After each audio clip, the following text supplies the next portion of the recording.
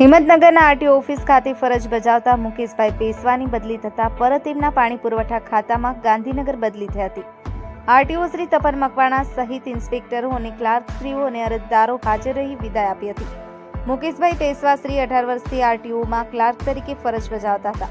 મોટી સંખ્યામાં લોકો હાજર રહી મુકેશભાઈ પેશવાની આંખમાં હરખના આંસુ આવ્યા હતા। આબેદ અલી ભુરા, એબી ન્યૂઝ ગુજરાતી, સાબરકાંઠા।